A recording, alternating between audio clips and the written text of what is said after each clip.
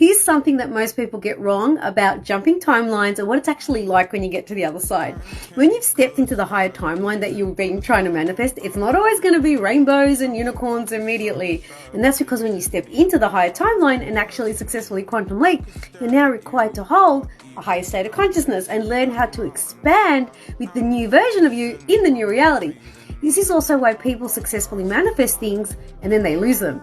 This is why it's so important to practice being in that higher state of consciousness before you're even there. Like before you've made that quantum leap, you should become the successful version of you before it's actually materialized into your 3D.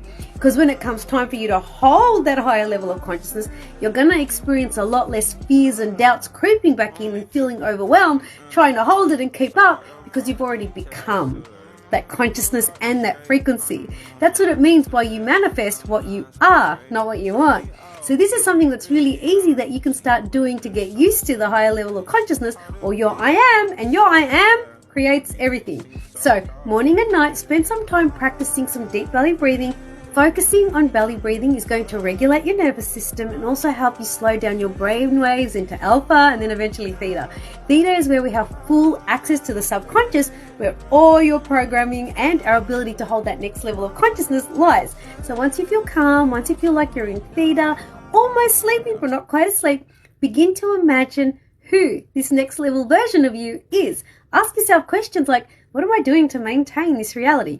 What practices hold me accountable? What kind of energy am I pouring into my work and everything I do? How am I showing up every single day? How do I dress? How do I speak to others? What am I feeling in my body? How do I navigate conflicts and challenges? And how does the universe respond to my energy?